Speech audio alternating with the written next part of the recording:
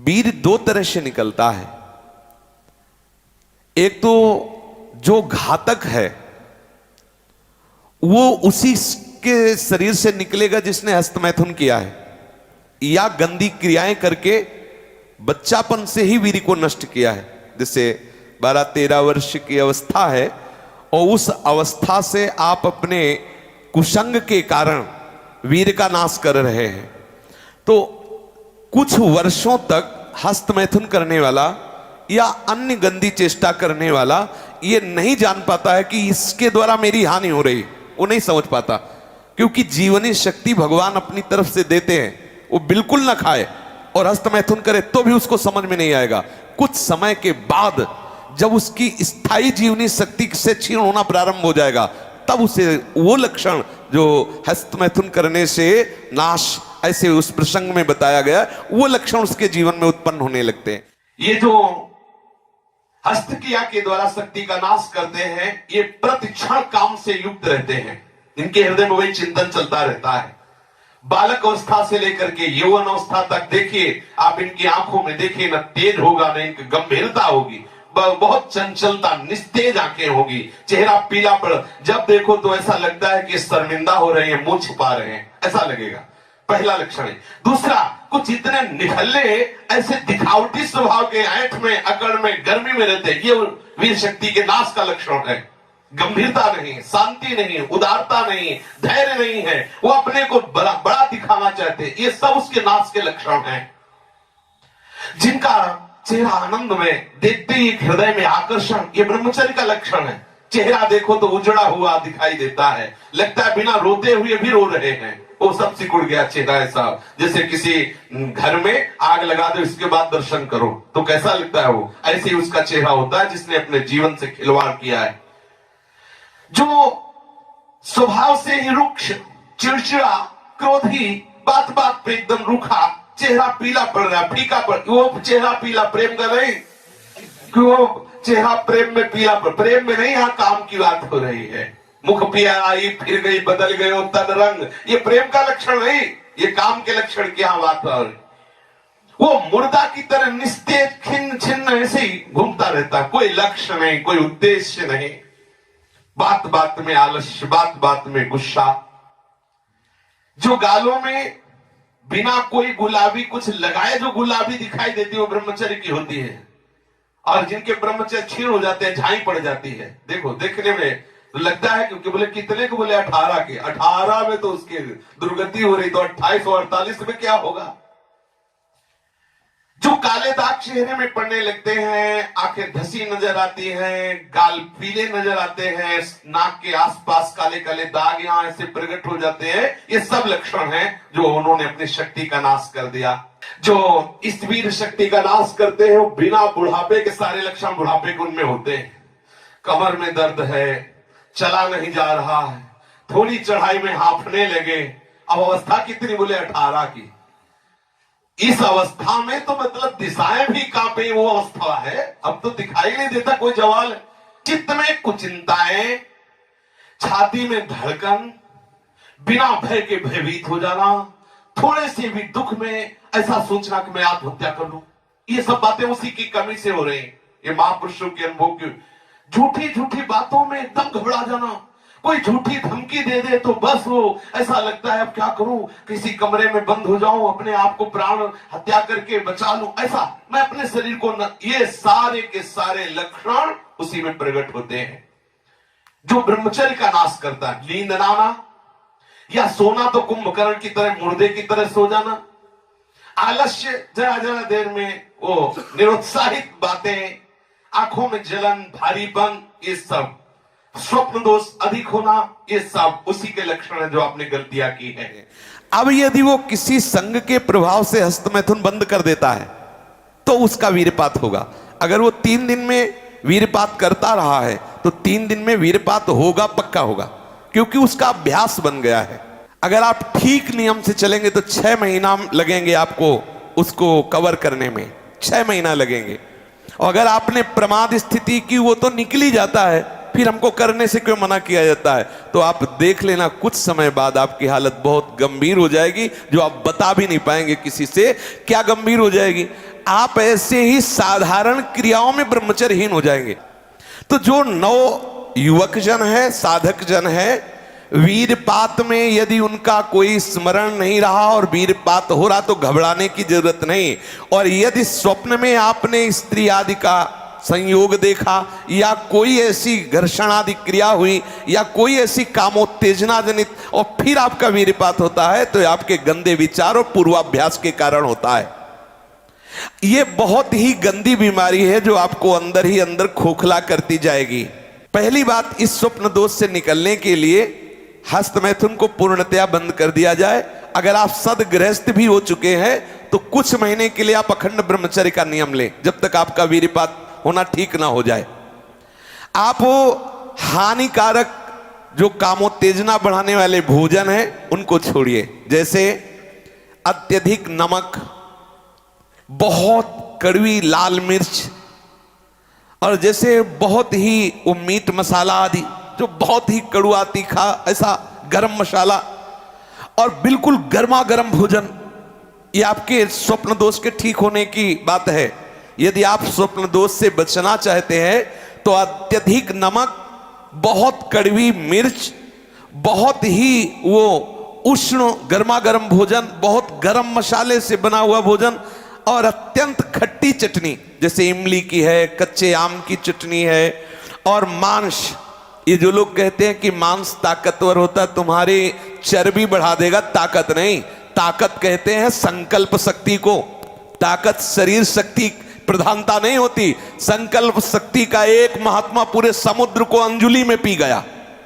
देखो, संकल्प शक्ति, शरीर की शक्ति एक सीमित शक्ति है, संकल्प शक्ति एक महान शक्ति है। जो ब्रह्मचर्य से युक्त होता है उसकी संकल्प शक्ति बढ़ती है। भले आप मांस खा के मोटी चर्बी और आप व्यायाम करके दिखा सकते हैं कि देखो मैं ब्रह्मचर्य क्षीण करता हूं लेकिन बलवान हूं, लेकिन आप आत्मशक्तिहीन है। वो आपका मोटा हो जाना बलवान नहीं है, आपके सुंदर सुंदर मांसपेशियां निकल आना वो बल नहीं है। आप शक्ति, बलवान वो है जो आए हुए आंतरिक वेगों को सह जाए। आए हुए आंतरिक वेग को जो सह गया वही बलवान है।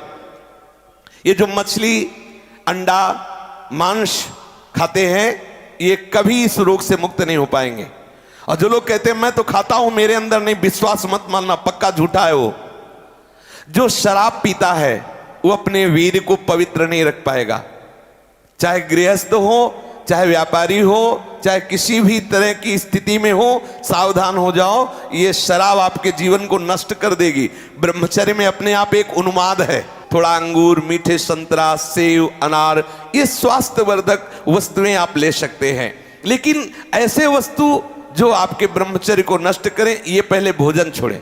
ध्यान दीजिए, आप पहले ऐसे व्यक्ति का संग छोड़ें जो हस्तमैथुन कराने के लिए उत्साहित करे या जो गंदे आचरण में, चाहे वो स्त्री साधक हो या पुरुष साधक, दोनों सावधान। ये रोग एक में ही नहीं होता, ये रोग दोनों शरीरधारियों में होता है। कामोत्तेजना दोनों को आती है। गंदे संग के कारण दोनों साधक गंदी आचरण कर बैठते हो, दोनों इस रोग से पीड़ित होते।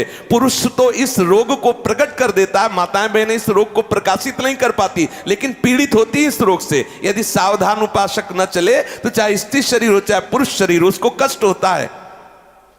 दूसरी बात इसमें सहयोग है 4 बजे उठना।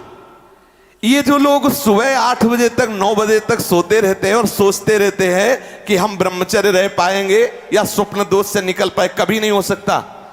भगवान सूर्य जब उदय होते हैं तो आपकी आत्मशक्ति नष्ट होने लगती है। यदि आप उठ करके उनका स्वागत न करें, अर्घ न दें, प्रणाम न करें, जग कर भगवान नाम जप न करें, 4 बजे से 6 बजे तक का समय पूरे 24 घंटे के लिए पावर वाला समय है। यदि उस समय आप सो रहे हैं तो वो हमारी बात भी न सुने, वो इस काबिल नहीं कि इसको धारण कर सके। जो सुबह 4 बजे से 6 बजे तक सोएगा वो ब्रह्मचारी रह ही नहीं सकता, पक्का।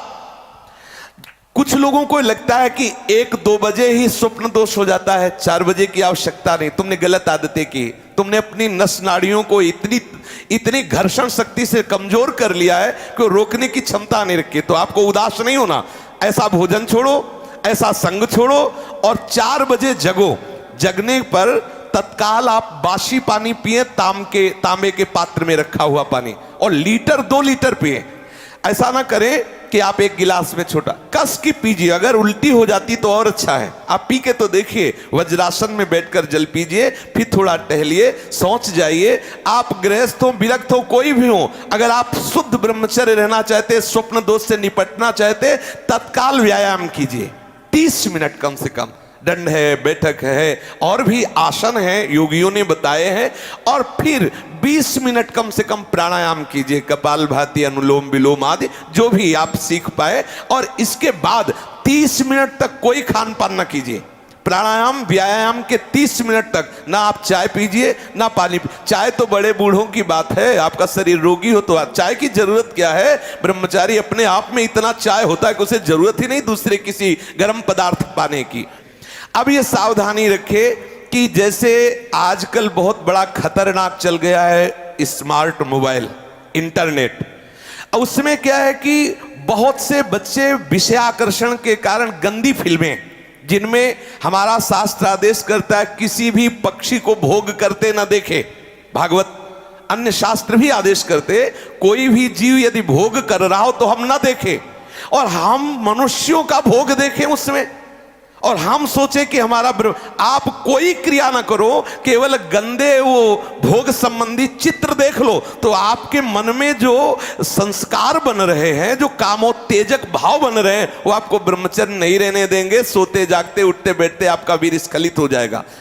ये स्त्री संबंधी, पुरुष संबंधी, भोग संबंधी वार्ता हमारे अंदर संस्कार डालती है और हम समझ नहीं पाते। वो हमारे अंदर ऐसी अग्नि पैदा करती है जिससे वीर शक्ति स्खलित हो जाती है। कभी हम सोच में बैठे लघु शंका में तो सबसे पहले वीर स्खलित हो गया। अब आपको लगेगा कि ये रोग है, रोग नहीं, आपकी गलती है। आपने जो गलत चिंतन किया, क्रिया नहीं की, लेकिन मनोवाह नाड़ी ने संपूर्ण शरीर से वीर को खींच करके वो निकाल दिया। अब निकल जाएगा वो आपकी असावधानी के समय, इसलिए आप सावधान रहे। कभी भी कोई ऐसे ग्रंथ को ना पढ़ें जिसमें कामोत्तेजक भाव लिखे हो। हम आहार पर दृष्टि रखें। जैसे हम रात्रि के समय शयन करते हैं तो सावधानी रखें कि शयन के 1 घंटा पहले ही दूध ले लें गरम। अगर हम गर्म दूध लेके सोएंगे तो निश्चित वीर्यपात हो जाएगा। जब हम जान लें कि हमें कब्ज हो रहा है तो हम सरल औषधि लें। ऐसे कोई चूर्ण न लें जो बहुत कड़े गर्म हो, जो हमें ब्रह्मचर्यहीन कर दे। जैसे आंवला है और वो हर है, बहेड़ा है, त्रिफला का प्रयोग करें। वैसे प्रत्येक साधक को भोजन में 1 आंवले का प्रयोग कर लेना चाहिए, तो कब्ज भी दूर रहेगी और शीतलता भी रहेगी। और आंवला पवित्र भजन में भी सहयोगी होता है और भी स्वादिष्ट भी होता है। आप मीठा आंवला ले सकते हैं, आप खट्टा करके ले। वो आंवला खटाई में भी नहीं आता, खटाई भी है, वो आपके साधन में भी आएगा, कब्ज ना रहने पावे। अगर हमारे शरीर में पेट में कब्ज है तो कब्ज में आंतों में जो जमा हुआ मल है वो ऐसी उत्तेजना पैदा करेगा कि आपका वीर स्खलित हो जाएगा। इसलिए कब्ज भी ना होने पावे। साधक अगर इन नियमों का पालन करे, और भगवत स्मरण प्रधान है। ब्रह्मचर्य में सबसे प्रधान औषधि है स्मरण। आपकी जो स्मृति कामुक हो गई है उसको बदलिए। अगर आपका चिंतन नहीं बदला तो आप चाहे जितनी औषधियां खा ले, आप ब्रह्मचर्य को संभाल नहीं सकते। औषधि एक सपोर्ट है। यदि आप ब्रह्मचर्य को ठीक करना चाहते हैं, किसी आयुर्वेदिक वैद्य से कुछ दिन के लिए औषधि ले लीजिए, बकाया रोज औषधि नहीं लीजिए। आप रोज ऐसा करें, प्रातः काल उठ करके 1 तुलसी की पत्ती ले। जैसे आप नहा धो चुके, 1 तुलसी दल लिया, ठाकुर जी के चरणों में चढ़ा दिया। और रात्रि के समय शाम टाइम 1 नीम की पत्ती ले, 1 पत्ती, और कुछ दिन उसे पाइए। अगर आपको पच जाए तो फिर 1-1 बढ़ा दीजिए, 10-10 पत्ती तक जाइए। किसी और औषधि की जरूरत नहीं। हर रोग का निवारण तुलसी की पत्ती और नीम की पत्ती सुबह शाम करने से हो जाए। आप देख लीजिए, ये ज्यादा औषधियों को ना खाए, नहीं तो जब औषधि छोड़ोगे तब कमजोर हो जाओगे। अगर आप बहुत हालत खराब है तो आयुर्वेदिक कुछ ऐसी औषधियां कई महात्माओं ने निकाली है जो आपकी वीर्य को पुष्ट करती है, उनको सहयोग के लिए ले ले। और बकाया चिंतन बदले, कुसंग का त्याग करे, भोजन सात्विक रखे और नींद भर ही सोए। ज्यादा नहीं कि प्रमाद स्थिति में पड़े रहोगे तो फिर भी ब्रह्मचर्य हानि की संभावना है। नींद भर सोए, प्रातःकालीन वेला पर जग जाए, प्राणायाम व्यायाम करे तो निश्चित इस पर विजय प्राप्त। ऐसे ऐसे साधक हैं कि 10-10 वर्ष हो गए स्वप्न दोष नहीं हुआ, 10-10 वर्ष हो गए स्वप्न दोष ही नहीं हुआ। ऐसे भी उपासक है हमारे पास है, अपने पास है, 10 वर्ष हो गए स्वप्न दोष ही नहीं हुआ। तो क्या है, उन्होंने संयम किया, वीर जो है स्थगित हो गया, परिपक्व हो गया, धीरे धीरे ऊर्ध्वगामी होने लगता है। आप कभी घबराए नहीं साधक, सावधानी पूर्वक ये जो बातें बताई गई अपने जीवन में उतारे, चाहे गृहस्थ हो चाहे विरक्त हो। वीर ही अमृत है, वीर त्याग ही मृत्यु है, इतना समझ ले। श्री राधा वल्लभ लाल की।